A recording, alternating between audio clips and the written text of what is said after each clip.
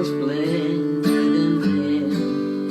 Consider the sparrows, they don't plant nor sow, but they're fed by the Master who watches them grow.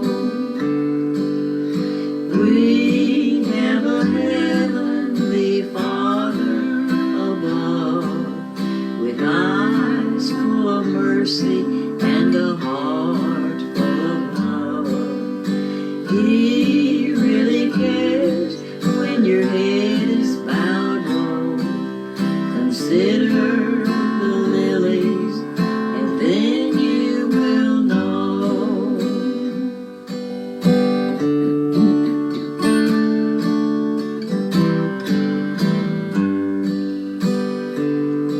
May I introduce you to this friend of mine?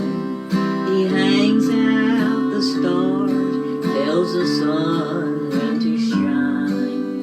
He kisses the sparrows each morning with dew. Still he's not too busy to care about you. We have a heavenly Father above, with eyes full of mercy and a heart full of love. He really cares when your head is bowed low. Consider the lilies, and then you will know. Consider the lilies, and then you will know.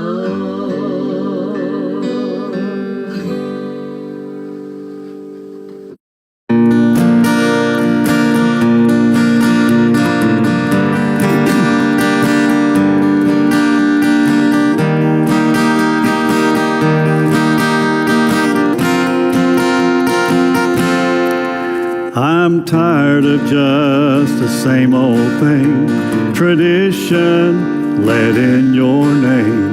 I'm tired of a man-made worship hour. I'm tired of a song with no praise, where worshiping you is out of place. I'm tired of religious formality. I'm tired. Send the rain, send the fire, send the wind, send the Holy Ghost in power, send the rain, send the fire, send the wind, send the Holy Ghost in power, send the rain.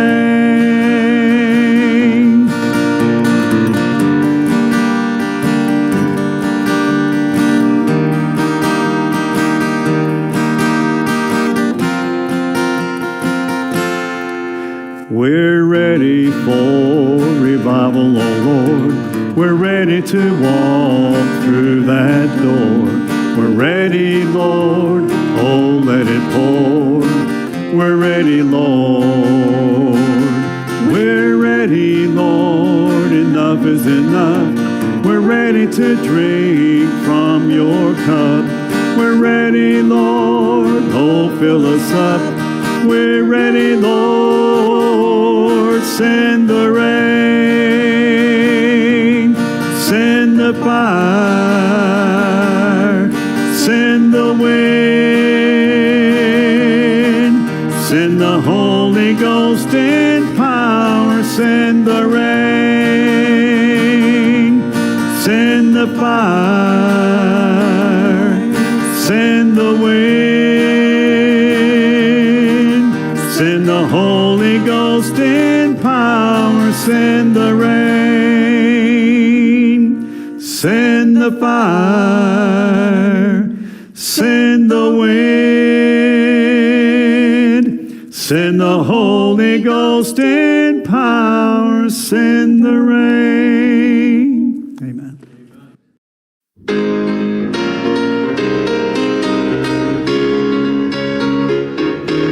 Once a poor sinner was traveling along.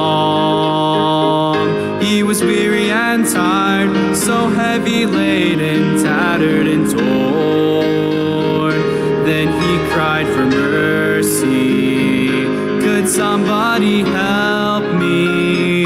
And just then he knew that Jesus came through with his saving grace.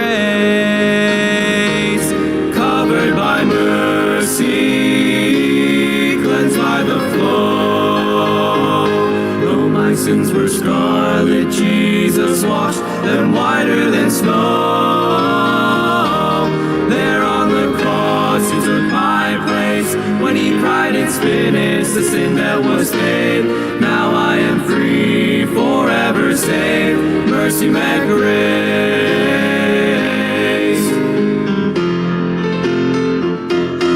I was that sinner, wasting my life. Without a purpose, I had no direction and no hope in sight. Then I cried for mercy. Could somebody help me? And just then I knew that Jesus came through and saved me by grace. Covered by mercy, cleansed by the flow. Though my sins were scarlet, Jesus washed them whiter than snow. There on the cross he took my place. When he cried, it's finished, the sin that was paid. Now I am free, forever saved. Mercy met grace. There on the cross he took my place. When he cried, it's finished, the sin that was paid. Now I am free, forever saved. Mercy met grace. Now I am free, forever saved. Mercy met grace. Mercy met grace. Mercy met grace.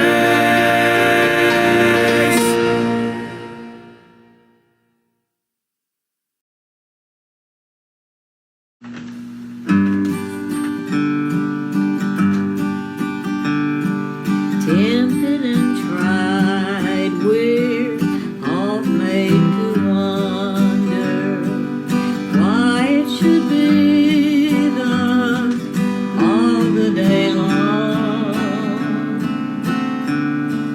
While there are others living about us, never molested, though in the wrong.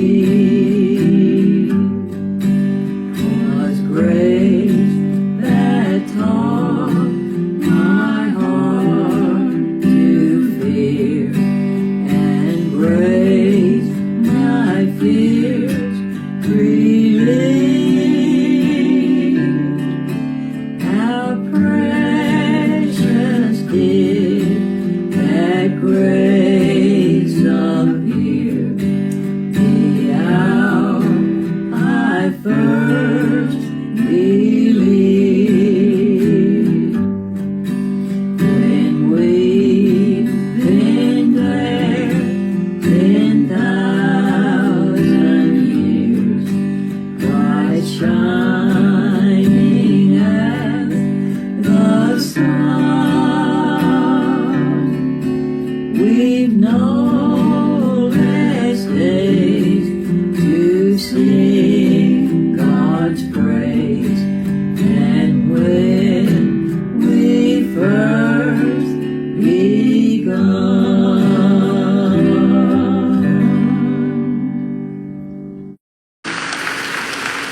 I'm thankful and I'm glad to know that that stone was rolled away and he's no longer there. He is risen, and I'm thankful for that, to know that I serve a risen Savior. He's alive and well. Yeah. And this little song here, you might remember it. It goes back a little ways. It's entitled, Because He Loves Me.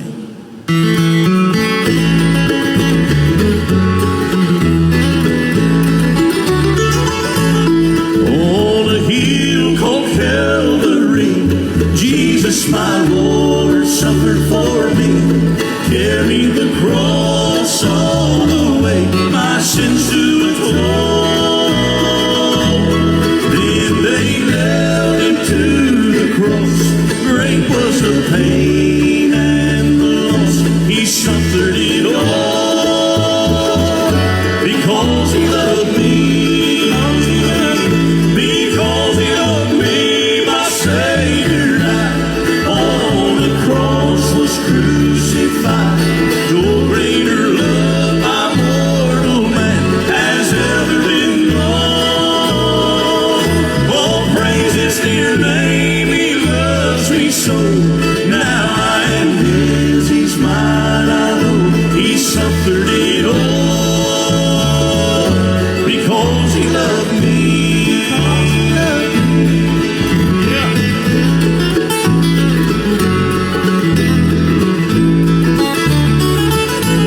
Then they carried him away, placed him in a lonely grave. Surely they thought that this would be the end of this man. But on that third and glorious day, God came and rolled the stone away. He rose from the dead because he loved me. Because he loved me, my Savior died on the cross, was crucified. No greater love my mortal man has ever been known. Oh, praise his dear name, he loves me so. Now I am his, he's mine, I know. He suffered it all because he loved me. He suffered it all because he loved me.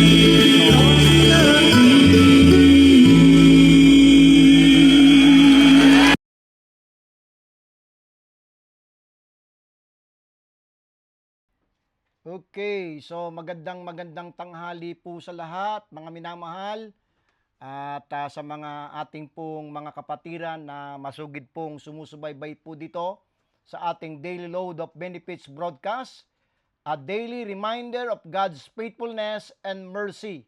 Sabi nga sa Psalm 68 verse 19, Blessed be the Lord who daily, tandaan po ninyo na, who daily loaded us with benefits, even the God of our salvation. Selah. Amen. Isang napakalaking pagpapala na malaman mo na araw-araw ang Panginoon po ay nagbibigay, daily loaded us with benefits. At dahil po dyan ay purihin natin ang Panginoon sa oras pong ito. At muli po, isang masarap po na pagbati po sa bawat isa po na dyan sa Pilipinas, sa Japan, at maging dito po sa Thailand, yung ibang makapatiran ay Pinapasalamatan ko po kayo, mga brethren, na patuloy po na sumusubaybay at naka-tune in po ngayon.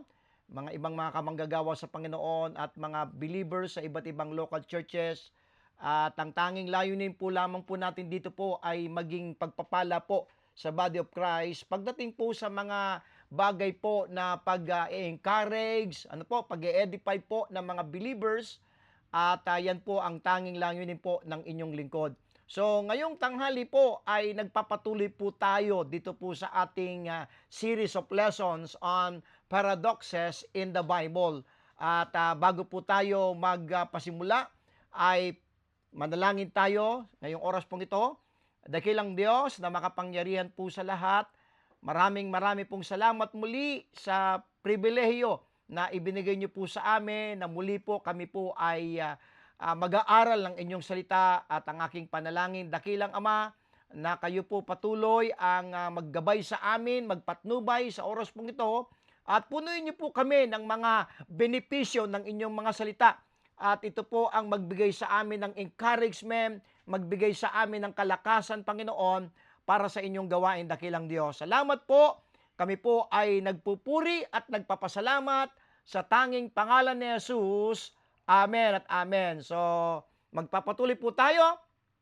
Babalikan po natin, mga minamahal po, ito pong ating mga nakaraan pa para at least alam natin kung nakakailang paradox na tayo, no? So, ulitin ko po, tayo po ay nasa series of lessons, paradoxes in the Bible. Number 1, paradox ay to live, you must die. Paradox number 2, to gain, you must lose. Paradox number 3, when you are weak, then you are strong. Paradox number 4, poor, yet rich. Paradox number 5, bound, yet free. Paradox number 6, empty, yet overflowing. Amen. Empty, yet overflowing. Paradox number 7, the unseen is more real than the seen. Paradox number 8, ito po yung kahapon, free, yet servants. Ngayon pong tanghali pong ito ay nasa paradox number 9 na po tayo. At napakaganda po nitong ating paradox number 9, having nothing, yet possessing all things. Ulitin ko po, having nothing, yet possessing all things. Ang ating pong foundational text po, diyan po sa ating paradox number 9, ay dito po nating matatagpuan sa 2 Corinthians chapter 6, verse number 10. Sabi ni Pablo, as sorrowful, yet always rejoicing. As poor, yet making many rich. Ito po, as having nothing, and yet possessing all things. Ang ganda ng pagkakabanggit po dito ng Bible. As having nothing, and yet possessing all things. Pagpalain ng Panginoon ang ating pagtatalakay ngayong oras pong ito, mga minamahal. So, paradox number 9 na tayo. Having nothing, yet possessing all things. Ito po ay the paradox of true spiritual possession, mga minamahal. Dito po tayo sa ating introduction ngayong oras pong ito. At alam po niyo, mga kapatiran, pinagpapatuloy po natin yung series po natin. Today, we continue our study in our series entitled Paradoxes in the Bible. Ano po ba yung paradoxes in the Bible? Ito po ay truths that seem contradictory to human understanding, yet perfectly reveal the wisdom of God. Ito mga paradoxes na to, para bang contradiction sa human reasoning eh. Biro mo, having nothing and yet possessing all things. Ito po ay, sabi nga, babasa po tayo ng isang talata ng salita ng Panginoon na ang isang unsaved, hindi po niya kayang makomprehend itong mga paradoxes na to eh.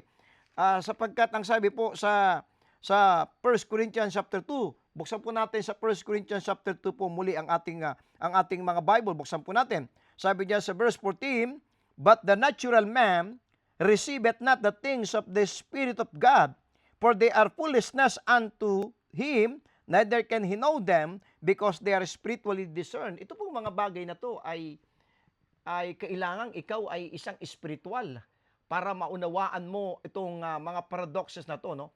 Truths that seem contradictory to human understanding, yet perfectly reveal the wisdom of God. Today's paradox is one of the most profound statements ever written by the Apostle Paul. Ito pong ating title, Having Nothing, Yet Possessing All Things. At first glance, this statement sounds impossible. Sa unang tingin natin sa salitang ito, pag narinig natin, having nothing, yet possessing all things. Para bang, ano to? Imposible yun. Walang-wala ka, tapos possessing all things. How can a man have nothing and yet possess all things? Paano ang isang tao ay walang-wala and yet possess all things? According to the world, possession is measured by money. Ang mundo po ay ang kanilang sukatan ng pag-aari. Okay? Possession ay sa magitan ng pera, land, status, influence, material wealth, but God measures riches very differently.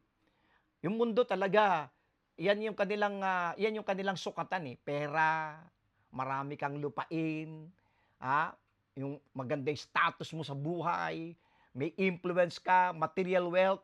Pero ang Diyos, mga minamahal, yung kayamanan sa sukatan ng Diyos ay magkaiba eh.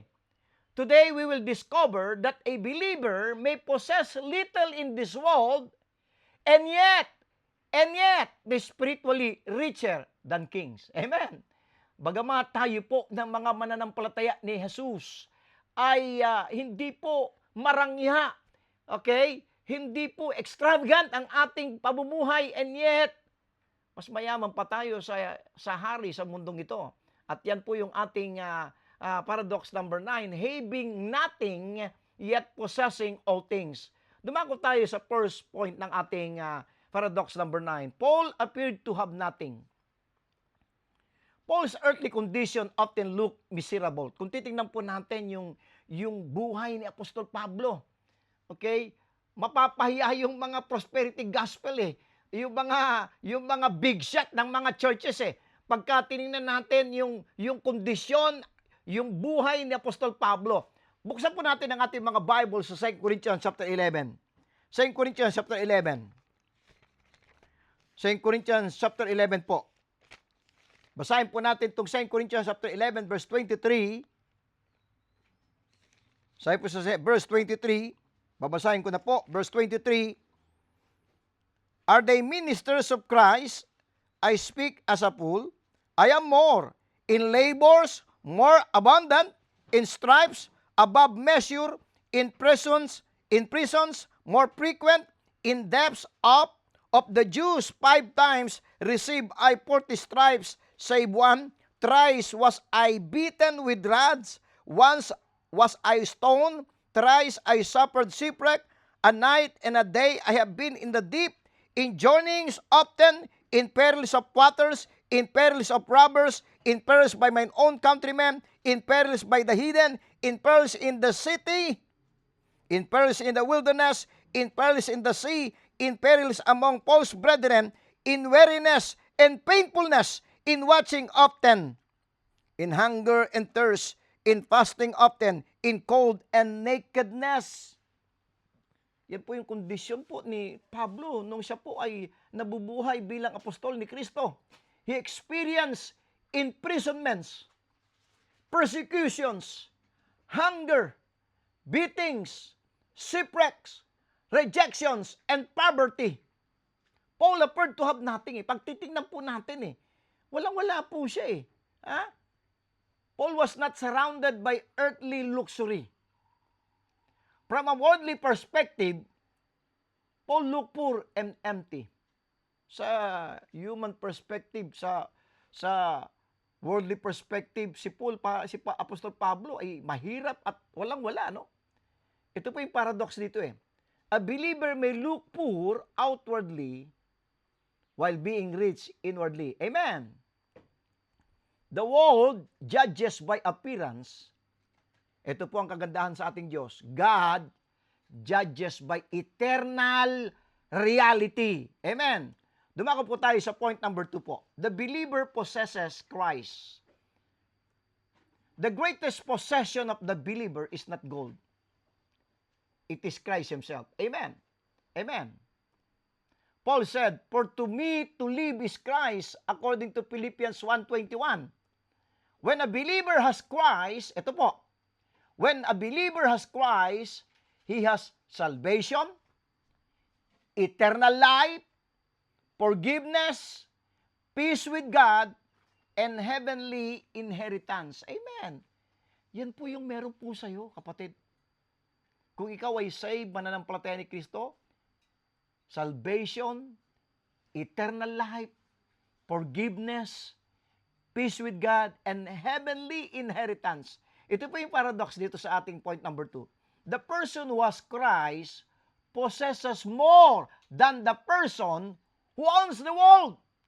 Yung isang tao po na merong Kristo sa kanyang buhay, sa kanyang puso, ay masigit ang meron po tayo kaysa sa isang tao na pag-aari niya ang buong mundo.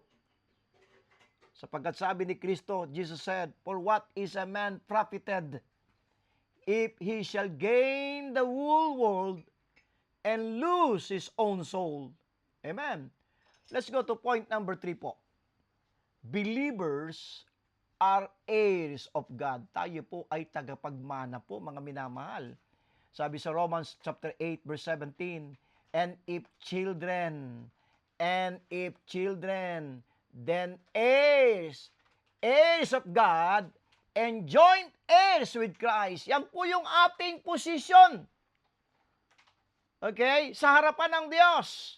Think about that. Tayo po ay heirs of God and joint heirs with Christ. The child of God is an heir of God, a joint heir with Christ. Ano po yung paradox po dito? Though we own little now, we inherit everything eternally. Amen and amen. Praise God. The believer's inheritance is not temporary. It is eternal po. Yung ating pong mana. Okay? Heirs of God and joint heirs with Christ. Amen. It is eternal, mga minamahal. Point number 4. The world's possessions are temporary po. Everything earthly eventually fades. Lahat po ng mga bagay sa mundong ito, eventually, ito po ay lilipas. Money disappears. Houses decay. Treasures rust. And fame dies. Lahat po ng mga bagay sa mundong ito, eventually, ito po ay magpe-fade. But spiritual riches, amen, never fade. Sabi sa 1 Peter chapter 1 verse number 4 says, "To an inheritance incorruptible and undefiled, and that fadeth not away." Maganda, buksan po natin po. Basahin po natin ang buo po itong 1 Peter chapter 1 verse number 4. Sabi diyan, "To an inheritance incorruptible and undefiled, and that fadeth not away, reserved in heaven for you." Amen. Ito po yung paradox dito po sa ating point number 4. The things we cannot see are more lasting than the things we can see. Amen.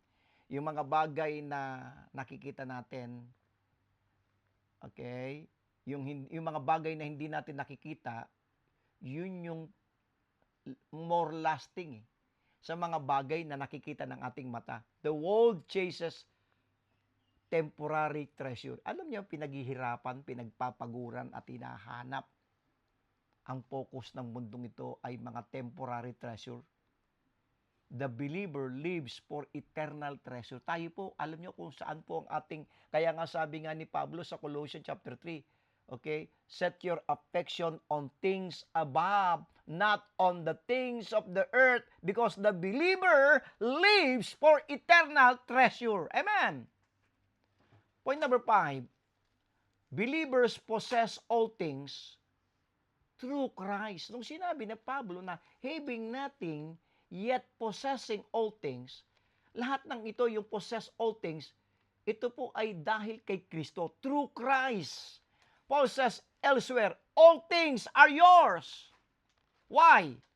Because in Christ, ano po meron po sa atin? God becomes our Father.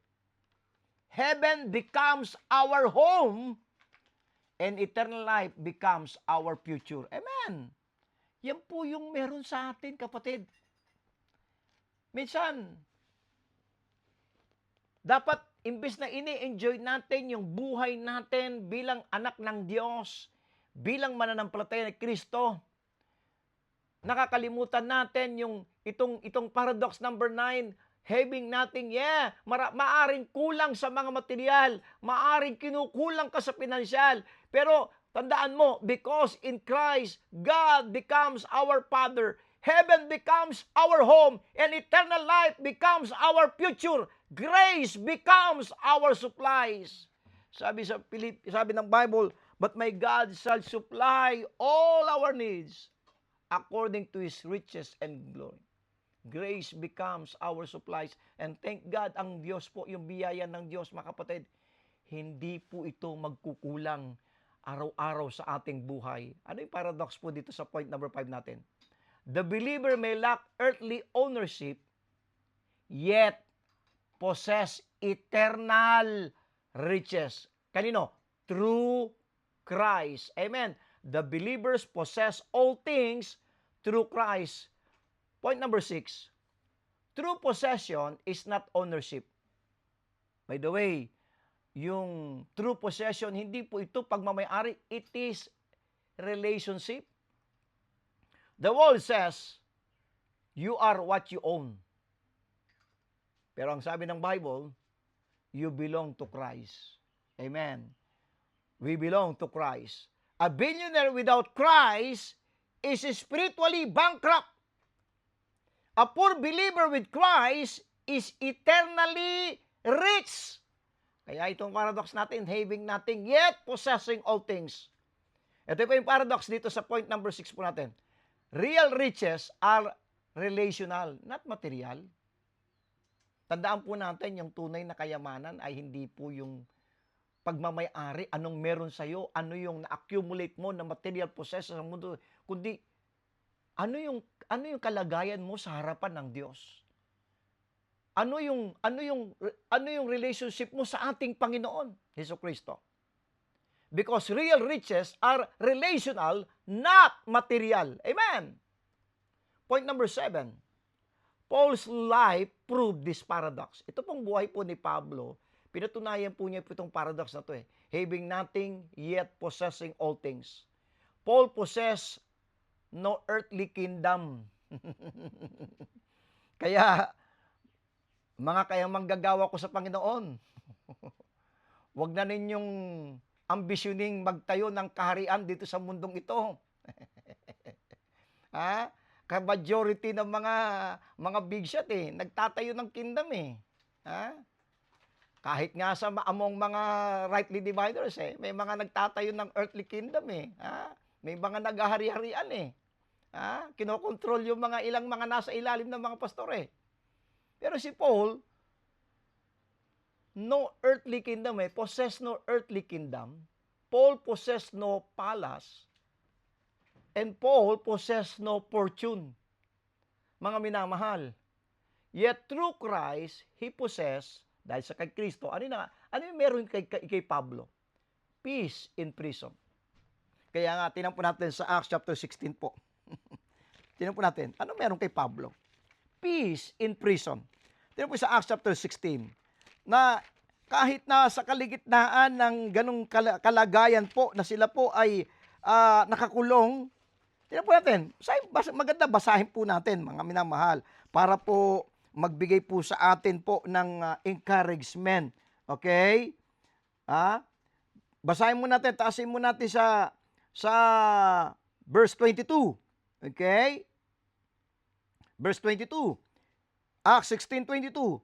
And the multitude rose up together against them, And the magistrates rent off their clothes and commanded to beat them. Verse 23. And when they had laid many stripes upon them, they cast them into prison, charging the jailers to keep them safely, who, having received such a charge, thrust them into the inner prison and made their feet pass in the stocks. Verse 25, ito po yung maganda eh. Ito yung meron kay Pablo eh. Wala siyang earthly kingdom at wala siyang plano magtayo ng kaharian during nung panahong nandito siya sa mundong ito. No palace, no fortune. Pero through Christ, he possessed peace in prison. Babasahin ko verse 25. And at midnight, Paul and Silas prayed and sang praises unto God, and the prisoners heard them. Amen. Through Christ, si Paul, he possessed peace in prison, joy in suffering. Amen. Strength in weakness, eternal hope. Ano po yung paradox dito sa point number 7 natin na Paul's life proved this paradox? Outward poverty cannot cancel inward abundance. Hindi nangangahulugan na katulad ng Macedonian Church na nasa deep poverty ay hindi po nangangahulugang nakakancel po yung peace, yung joy, yung strength, yung eternal hope. Amen. Amen. Di ba yung ating illustration po dito? Imagine, dalawang tao po, two men. One lives in a mansion but has no peace, no hope, and no relationship with God. Isipin natin yung isang tao na nabubuhay sa mansyon pero walang kapayapaan, walang pag-asa, at walang kaugnayan, walang relasyon sa ating Panginoon. Another lives in simplicity, but knows Christ deeply and walk in peace. Who is truly rich? The world would choose the first man. Heaven would recognize the second. Amen. Amen. Mga minamahal. Dito po tayo sa point number 8. Believers are stewards, not owners. Tandaan po natin, pagdating po sa mga possession na meron po tayo po ay katiwala. Hindi po tayo po ang nagmamayari. Everything belongs to God. The believer understands possessions are temporary. Kailangan po, mga mananampalataya, dapat nating maunawaan na ang mga earthly possessions are temporary. Life is stewardship. Ang buhay po natin po dito, tayo po ay katiwala ng Diyos. May mga bagay na ipinagkatiwala. Tayo po ay steward. Amen. Eternity matters most. Ito po yung paradox dito sa point number 8 natin. The less tightly we hold earthly things, the richer we become spiritually. Amen. Dito po tayo sa point number 9. Contentment is great gain. Sabi po ng Bible. Sa 1 Timothy 6:6 says, but godliness with contentment is great gain. Paul learned contentment in abundance, in lack, in freedom, in prison. Ito po yung mga bagay na natutunan ni Pablo na natuto siyang maging kontento in abundance, in lack, in freedom, in prison. Here's the paradox dito sa point number 9 po natin. A content believer is wealthier than a restless millionaire. Amen. Alam niyo, kapag ikaw ay kontento sa iyong buhay, knowing na alam mong yung iyong kondisyon sa harapan ng Diyos, at alam mo na araw-araw ang biyaya ng Diyos ay sagana, higit na mas mayaman ka sa isang restless millionaire. Let's go to point number 10. Our greatest treasure is reserved in heaven. Sabi ni Kristo, Jesus said, lay up for yourselves treasures in heaven. Earthly treasures stay behind when we die. Heavenly treasures last forever. Amen. Ito po yung paradox po niyan. The believer's true riches are stored where death cannot touch them. Amen. Ito masarap po dito eh. Yung true riches po natin, ito po ay naka-reserve na kailanman ay hindi kayang makancel dahil sa kamatayan. Cannot touch them. Kahit sino mang bagay. Okay? Sabi doon sa Romans chapter 8, tingnan po, Romans chapter 8, basa po tayo ng another na talata po sa Bible. Romans chapter 8. Wala na po eh. Ito pong sabi po ng Bible sa Romans chapter 8. Okay? Napakaganda po ng sabi sa verse 35, who shall separate us from the love of Christ? Shall tribulation, or distress, or persecution, or famine, or nakedness, or peril, or sword? Yeah. Verse 38, for I am persuaded that neither death, nor life, nor angels, nor principalities, nor powers, nor things present, nor things to come, nor height, nor depths, nor any other creature shall be able to separate us from the love of God, which is in Christ Jesus our Lord. Amen. The believer's true riches are stored where death cannot touch them. Dako tayo sa practical application itong ating paradox number 9, having nothing, yet possessing all things. Tanungin mo sarili mo, kapatid, where is my treasure? Am I measuring success by earthly standards or eternal ones? Ito tanungin mo sa sarili mo, kapatid. Nasaan ang kayamanan mo? Paano mong sinusukat yung tagumpay? Sa magitan ng earthly standards or eternal ones? Do I possess Christ above all else? Am I content with God's provision? Pag miniminiin po natin itong mga katanungan na ito, mga kapatid. Remember, a believer may have little in the bank, yet possess immeasurable riches in Christ. Amen. Dito po tayo sa conclusion po, ngayong oras pong ito. Having nothing, yet possessing all things. As we close today, remember this glorious paradox. Having nothing, yet possessing all things. Paul appeared poor,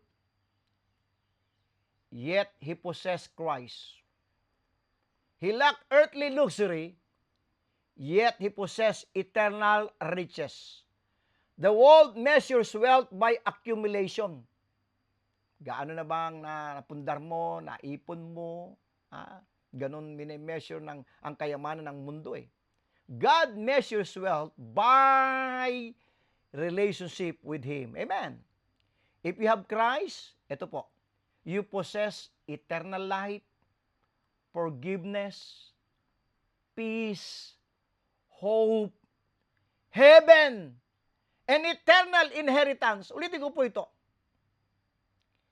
Kapag ikaw ay na kay Kristo, if you have Christ, you possess eternal life, forgiveness, peace, hope, heaven, and eternal inheritance. Amen. Walang dahilan, kapatid, para ma-discourage ang buhay mo sa araw-araw sa mundong ito, mga kapatid. So let us not live for temporary treasures, but for eternal riches. Because in Christ, even if we seem to have nothing, we are truly possess all things. Mga minamahal, I hope po na sana po ay pinagpala tayo ng paradox number 9, having nothing yet possessing all things. At ang dalangin ko na patuloy po tayong gamitin ng Panginoon sa kanya-kanyang mga local churches at patuloy po tayong mabuhay ng merong katagumpayan sa mundong ito, mga kapatid. Sabi nga sa Romans chapter 8, we are more than conquerors through Him that love us. At maraming salamat po at sa mga naka-tune in po ngayon. May mga kaibigan po tayong mga kamanggagawa, mga pastors at mga believers po. Salamat po. Hindi ko na po kayo maisa-isa, mga minamahal, at nagbibigay po palagi po sa akin ito ng encouragement na patuloy po na ito pong ating Daily Load of Benefits broadcast ay patuloy ko pong sa biyaya ng Panginoon, pagsusumikapan na araw-araw po tayo po ay makapag-broadcast para po makapaghatid po tayo ng mga encouragement at ma-edify po tayo mga minamahal. Sa mundong ito na punong-puno ng mundo na to ng confusion, ng away, ng anumang mga bagay at ang aking pong motibo po rito kahit paano po pag ganitong oras po ay meron tayong mapapakinggan sa Facebook na mga bagay po na espiritual na magpapalakas po sa atin at magbibigay po sa atin ng encouragement. At maraming salamat po. Tatapusin ko po itong ating broadcast po sa isang Tagalog song po. Pakinggan po natin bago po tayo mag-end po dito po sa ating Daily Load of Benefits broadcast.